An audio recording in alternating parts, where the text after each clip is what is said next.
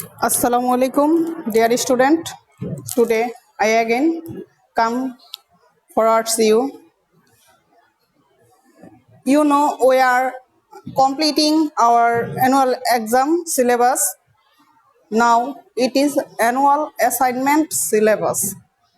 Our government has prohibited to take annual exam. She also assured to take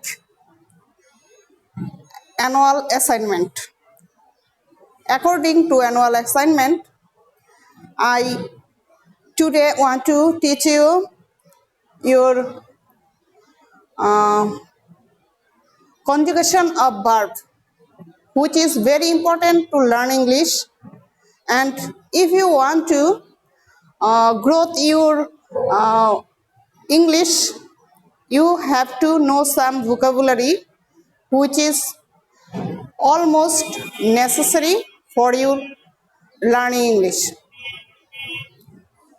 I also complete a topic of previous days when I teach you about turn the tenses into past indefinite where passive voice এর ক্ষেত্রে কিভাবে past indefinite করতে হবে ওই টপিকসটা ওই ক্লাসে আমি সম্পূর্ণ করতে পারিনি সময় স্বল্পতার কারণে। তো তোমরা আজকে এই টপিকসের উপর বাকিটা জেনে নাও। বেশি কিছু নয়, তোমরা তো জানোই যে টু বি ভার্বগুলি টু বি ভার্ব যার present form to be verb আমি পূর্বের ক্লাস থেকে কিছু এখানে উল্লেখ করে দেখাচ্ছি টু বি ভার্ব, কারণ এর সাথে আমার প্যাসিভ ভয়েসের যে চেঞ্জটা আসবে পুরোপুরি রিলেটেড। টু বি ভার্বের আমরা জানি প্রেজেন্ট ফর্ম, তিনটা ফর্ম থাকে ভার্বের, past form, past participle form. Present ফর্মে এমিজ আর বসে, এমিজ আর ভি নিজেও একটা প্রেজেন্ট ফর্ম। পাস্ট ফর্ম হয় ওয়াজ অথবা ওয়ার, আর পাস্ট পার্টিসিপল ফর্ম বিন। আমাদের প্যাসিভ ভয়েসে মূল ভার্বের পাস্ট পার্টিসিপল ফর্ম বসে এবং এর আগে টু বি ভার্ব বসাতে হয়। তোমরা প্যাসিভ ভয়েসের সাথে এখনো পরিচিত হওনি, নেক্সট ক্লাসগুলোতে তোমরা এর সাথে পরিচিত হবে, কারণ এর রিলেটেড অনেক টপিকসগুলো তোমাদের সিলেবাসে ইনক্লুড থাকবে। এবছর থাকলেও সময় স্বল্পতার কারণে গভর্নমেন্ট এই কিছু রুলস তোমাদের জন্য স্থগিত রেখেছে, যা তোমরা পরবর্তী ক্লাসগুলোতে জানতে পারবে। তো যদি প্যাসিভ ভয়েসে এমিজ আর থাকে, এমিজ আর বি প্যাসিভ ভয়েসে ব্যবহার করে না, এটা অন্য সেন্টেন্সের ক্ষেত্রে তোমরা পাবে। এই এমিজ আর যদি কোনো সেন্টেন্সে মূল ভার্বের আগে সাহায্যকারী ভার্ব হিসেবে বসে, যেমন rice is eaten by me, eaten by me. Passive ভয়েসে মূল ভার্বের পাস্ট পার্টিসিপল ফর্ম বসে, এর আগে একটা সাহায্যকারী ভার্ব অবশ্যই বসাতে হয় টেন্স অনুযায়ী। তো তোমাকে এখন সাহায্যকারী ভার্ব বসাতে হবে না, তোমাকে এই সেন্টেন্সে কোনো সাহায্যকারী ভার্ব বসানোর প্রয়োজন নেই। তুমি শুধু কি করবে, এই ইজের জায়গায় ওয়াজ অথবা ওয়ার, সাবজেক্ট এখানে যা আছে সাবজেক্ট বুঝে তোমাকে ওয়াজ দিতে হবে না ওয়ার দিতে হবে, এটা তুমি সিদ্ধান্ত নিবে।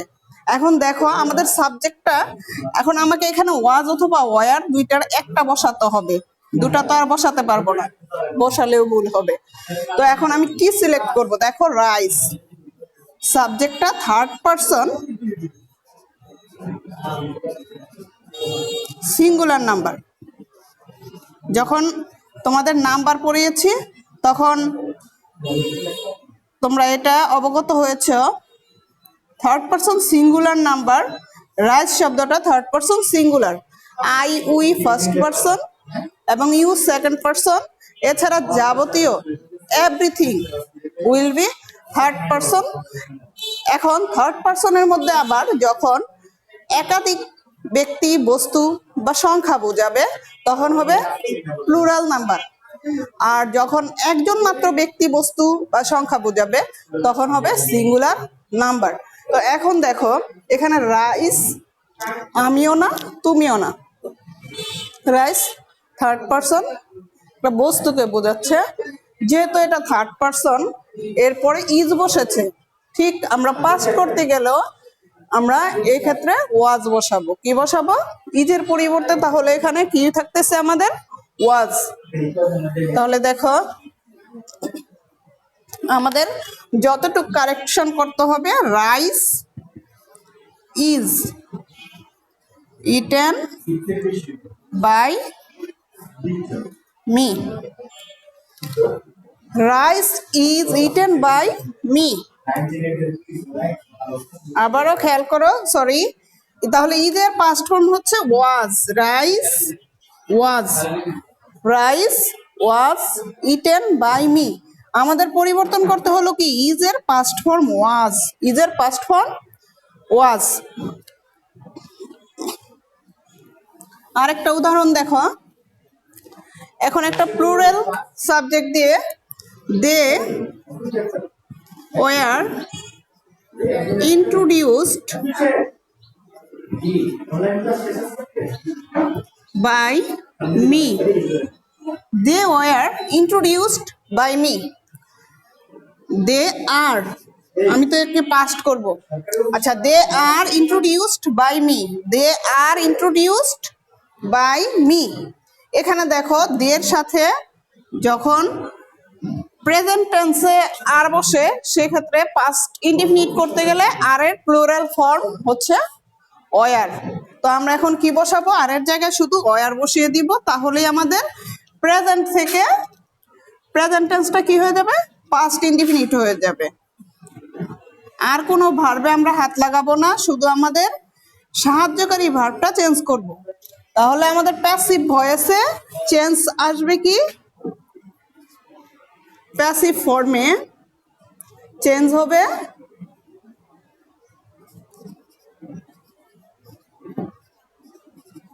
শুধুমাত্র টু বি ভার্বটি, শুধুমাত্র টু বি ভার্বটি চেঞ্জ হবে। তাহলে আর এর জায়গায় আসতেছে ওয়ার, তারপরে ইন্ট্রোডিউসড, যা আছে তাই তুলে দিবে। আমার এই সেন্টেন্সের মাধ্যমেই শেষ হয়ে গেল তোমাদের turns the following sentence into past indefinite. সবগুলি সেন্টেন্সে তোমাদের প্রেজেন্ট ইনডিফিনিটে উল্লেখ থাকবে কোয়েশ্চেনে। তো তোমরা কি করবে? পাস্ট ইনডিফিনিট করবে। নিয়মগুলি তোমরা আমার আগের ক্লাস এবং এই ক্লাস, দুইটা ক্লাস একত্রে দেখলে দেখবা যে তোমরা 5-এ 5 পেতে পারবে ইনশাল্লাহ। এখন আমাদের নেক্সট যে একটা অংশ বাদ ছিল, conjugation of verb, conjugation of verb. তাহলে আমাদের নতুন টপিক শুরু করছি, কনজুগেশন অফ ভার্ব।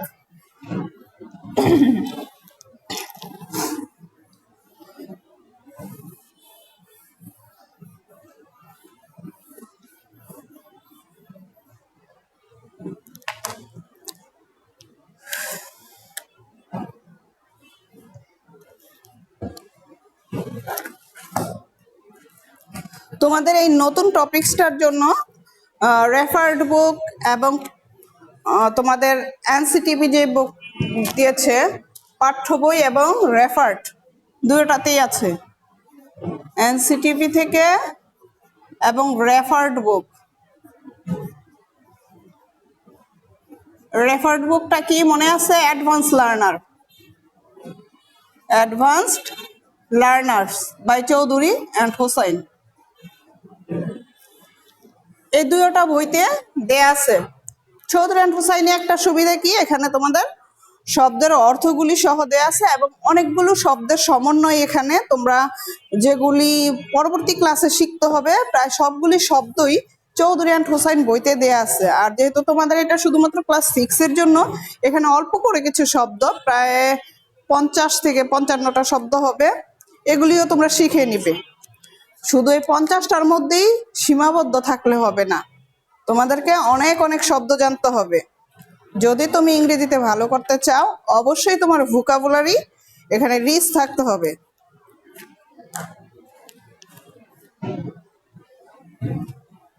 তো তোমাদের পেজ নং 13, এই বইয়ের পেজ নং 13, কোনো শব্দের অর্থ দেয়া নেই, কিছু এখানে কাজ দেয়া আছে, বিভিন্ন ফর্মগুলি দেয়া আছে।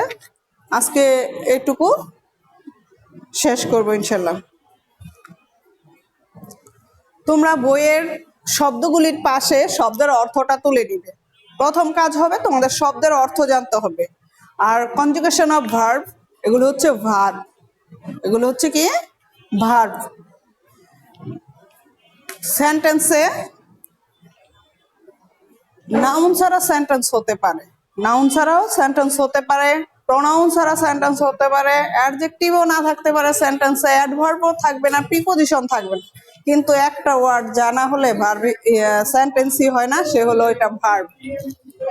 এই ভার্ব ওয়ার্ডটা ছাড়া কোনো সেন্টেন্স হতে পারে না, কোনো সেন্টেন্স হতে পারে না। কি বললাম? ভার্ব ছাড়া কোনো সেন্টেন্স হতে পারে না, কারণ ভার্ব সেন্টেন্সের কাজ যেটা ক্রিয়া সম্পন্ন করে, আর ক্রিয়া সম্পন্ন করার নামই হচ্ছে টেন্স। আচ্ছা দেখো, আমি যদি বলি স্টপ, থামো, একটা ওয়ার্ড স্টপ, থামো, দেখো এখানে মনের ভাব প্রকাশ করেছি কিনা? সম্পূর্ণ করেছে, তাই না? তাই স্টপ ওয়ার্ডটি একটি সেন্টেন্সের কাজ করেছে, যদিও এখানে একটা ওয়ার্ড, কিন্তু এটা একটা সেন্টেন্স। গো, আবার বাড়ানো যায় do or die, do or die. এভাবে সেন্টেন্সগুলি শুধু ভার্ব দ্বারাও সেন্টেন্স এখানে করা যাচ্ছে। তো এই ভার্বটা আমাদেরকে জানতে হবে, ভার্ব ছাড়া গতি নেই। তো ভার্ব, এখানে ভার্বগুলোকে মানে চেঞ্জের সহজ মানে চেঞ্জ করার দিক থেকে দুই ভাবে ভাগ করা যায়, strong verb and weak verb. ভার্বগুলি হচ্ছে স্ট্রং, এটা তোমাদের এই বইতে নাই, তোমরা চৌধুরী অ্যান্ড হুসাইনে দেখতে পারবে strong verb, week verb. Week verb, strong verb কোনগুলি? যেগুলোর ভিতরে পরিবর্তন হয়, যেমন কাম, কেম, ভিতরে কোনো একটা লেটারের পরিবর্তন হয়ে ফর্মগুলি চেঞ্জ হচ্ছে, কাম, কেম, কাম। গোয়েন্ট,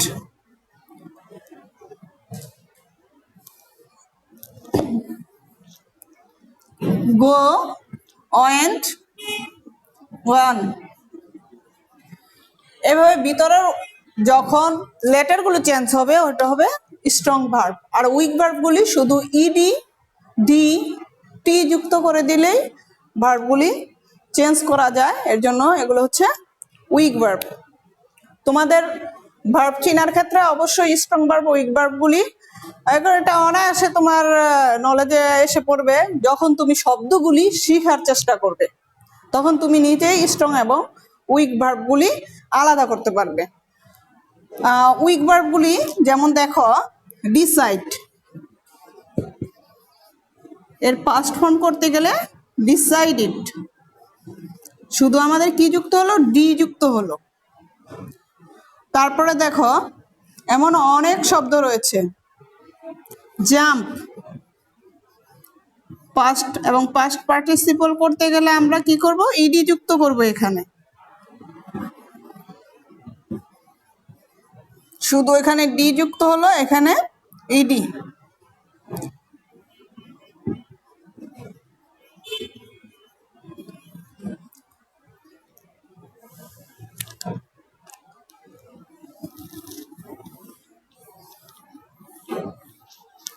তো আমাদের আজকের আলোচনার বিষয় হচ্ছে conjugation of verb, conjugation of verb.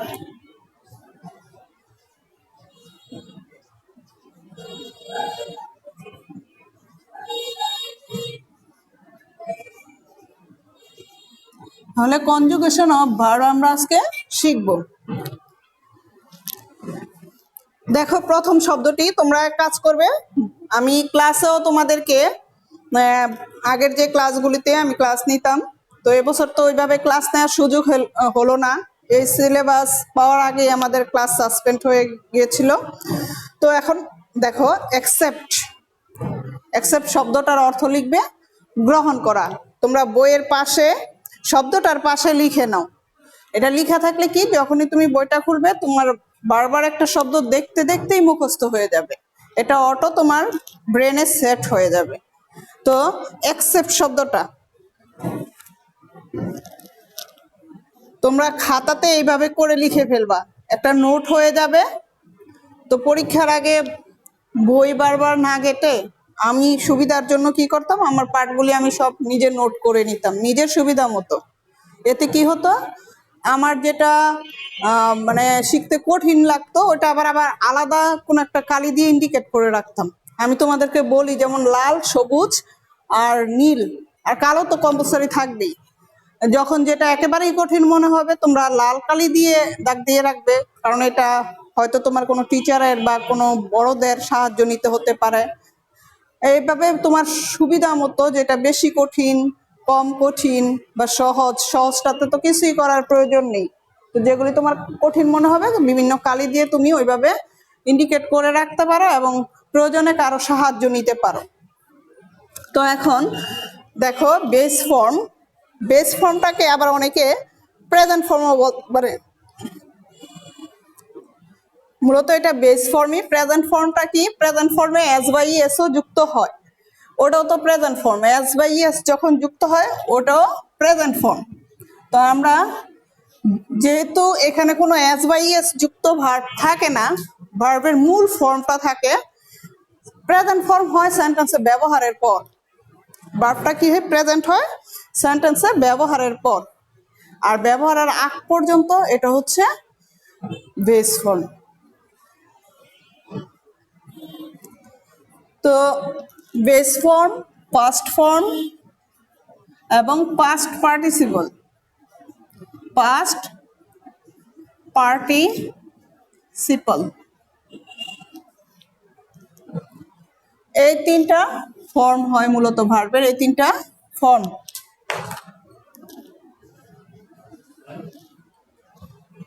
তো এখানে বেস ফর্মে দেখো অ্যাকসেপ্ট, তোমাদের ওয়ার্ড মিনিংটা লিখতে হবে। আমাদের সিলেবাসটা এইভাবে করা থাকে, এখানে ওয়ার্ড মিনিংটা অবশ্যই তোমাকে লিখতে হবে। তাহলে ওয়ার্ড মিনিং এর জন্য অবশ্যই আমাদের একটা ঘর করতে হবে, এবং ওয়ার্ড মিনিং এর উপরও তোমাদের মার্ক আমরা বরাদ্দ রাখি। বেঙ্গলি মিনিং,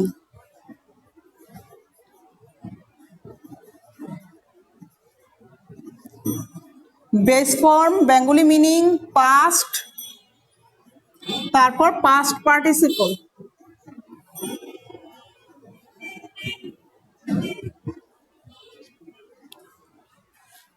বেস ফর্ম এখানে অ্যাকসেপ্ট অর্থ গ্রহণ করা, গ্রহণ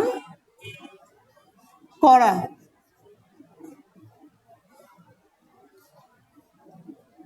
পাস্ট ফর্ম অ্যাকসেপ্টেড, ইডি এটাই উইক ভার্ব, তারপর অ্যাকসেপ্টেড। দেখবে তোমরা উইক ভার্বগুলিতে পাস্ট এবং পাস্ট পার্টিসিপল ফর্মগুলি ঠিক একই রকম হয়। উইক ভার্বগুলিতে পাস্ট এবং পাস্ট পার্টিসিপল ফর্মগুলি এক ধরনের হয়। তারপর আস্ক, তারপর কি, আস্ক শব্দটার অর্থ জিজ্ঞাসা করা,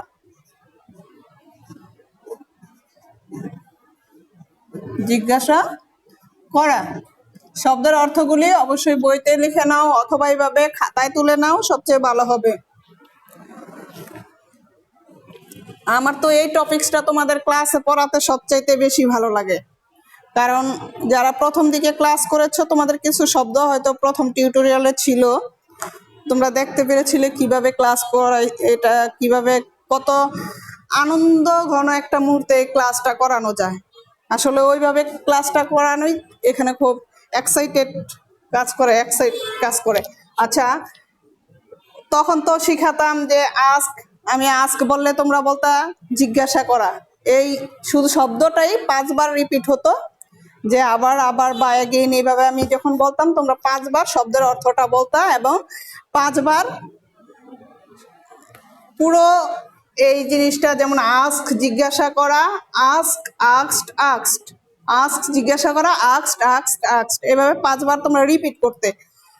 সবাই একসরে যখন এটা শিখতে, তখন কিন্তু ক্লাসের মধ্যেই তোমরা এই পড়াটা সম্পূর্ণ করতে পারতে। তো যেহেতু এই সুযোগ নেই, তো আমি এখন তোমাদের এইভাবে বোর্ডে অর্থটা সহ কিভাবে সাজাতে হবে পরীক্ষায় ওটা তুলে ধরতেছি।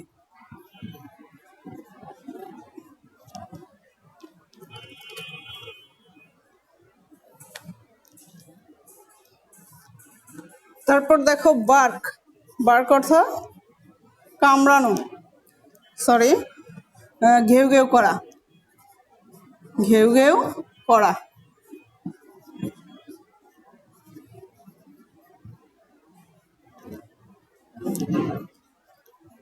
Week bark, barked, barked.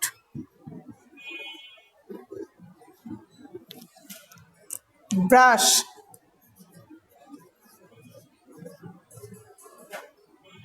দাঁত মাজা বা মাজা, দাঁত মাজা অথবা মাজা। উইক বার্ক ইডি যুক্ত হবে, ব্রাশড, ব্রাশড।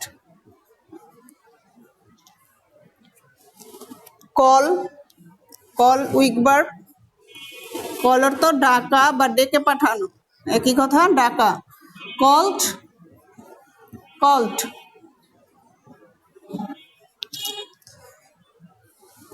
ক্লোজ, ক্লোজ অর্থ বন্ধ করা, ক্লোজড, ক্লোজড।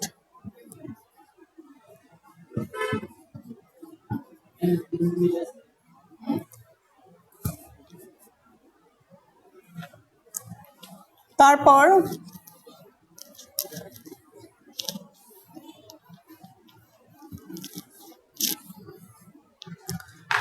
দেখো, আমাদের ভার্ব পরিবর্তন করতে গিয়ে কিছু নিয়ম আছে যেটা সবগুলির ক্ষেত্রেই হয়। তোমার সিঙ্গুলার, প্লুরাল, তারপরে ভার্ব চেঞ্জিং, আবার ডিগ্রি চেঞ্জিং যখন আসবে, দেখবা যদি কোনো ওয়ার্ডের শেষে, আমি তোমাদের ডিগ্রি এবং সিঙ্গুলার প্লুরাল ক্লাসে কিছুটা শিখাতে পেরেছিলাম প্রথম দিকের কথা, যখন কোনো ভার্বের শেষে ওয়াই থাকে, ভার্বের শেষে কি থাকবে, ওয়াই, মনে আছে তোমাদের? ওয়াই থাকলে এবং ওয়াই এর আগে যদি কি থাকে, ওয়াই এর আগের লেটারটা যদি কনসোনেন্ট থাকে, কনসোনেন্ট, কনসোনেন্ট থাকলে সেই ওয়াই উঠে আই বসবে, তারপরে ইডি যুক্ত হবে। যেমন ড্রাই শব্দটা, ড্রাই শুকনো, ড্রাই শব্দটা কি হবে, ড্রাইড। ওয়াই এর আগের আর শব্দটা কনসোনেন্ট, আর এটা লেটারটা সাউন্ড বা লেটারটা হচ্ছে কি কনসোনেন্ট, যার জন্য এই ওয়াই উঠে গিয়ে আই বসেছে এবং ইটি যুক্ত হয়েছে। এইভাবে দেখো, ক্যারি বহন করা, ক্যারি, এই আরটাও কনসোনেন্ট, তাই কি হবে, ক্যারিড। এইভাবে হবে, ডবল আর আই ইডি হবে, ওয়াই এর পরিবর্তে আই বসবে, ওয়াই উঠে গিয়ে এখানে আই বসবে, তারপরে ইডি যুক্ত হবে। দেখো ব্যতিক্রম কি, প্লে, ব্যতিক্রম না, এটা রুলসে আসে না, যেহেতু ওয়াই এর আগে এ, এ কি ভাওয়েল, ওয়াই এর আগের এ হচ্ছে ভাওয়েল। আমাদের নিয়মে ছিল কি, ওয়াই এর আগের লেটার বা অক্ষরটি যদি কনসোনেন্ট হয়, সেই ওয়াই পরিবর্তন হয়ে হবে আই। কিন্তু এখন ওয়াই এর আগে যেহেতু ভাওয়েল আছে, তাই আমাদের এখানে ওয়াই থেকে যাবে, ওয়াই এর কোনো পরিবর্তন হবে না, এখানে আমাদের যুক্ত হবে ইডি, প্লেট, প্লেট। ওইভাবে কি হবে, প্লেট, প্লেট।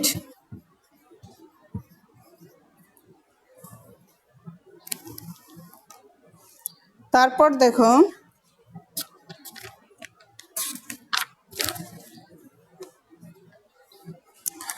কিছু শব্দ কিছু শব্দের প্রেজেন্ট থেকে পাস্ট করতে গেলে লেটার ডাবল হয়ে যায়, শেষের লেটারটি ডাবল হয়ে যায়।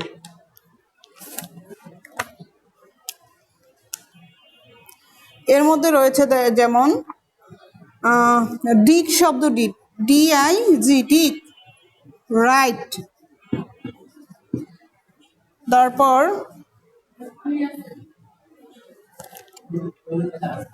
কোয়ারেল। এই যে কিছু শব্দ রয়েছে শেষে যদি জি থাকে, TL, দেখা যাচ্ছে যে এই শব্দগুলোর আমি পাস্ট এবং পাস্ট পার্টিসিপল করতে গেলে যেটা তো এখানে ডিক ডাক হবে। যেমন এখানে রাইট এবং কোয়ারেল শব্দটা রিটেন হয়, রাইট, রোট, স্ট্রং ভার্ব, এর পরের অংশটা হবে রিটেন, ডাবলটি হয়ে যাচ্ছে, দ্বৈত হয়ে যায়, ডাবল হয়ে যায়।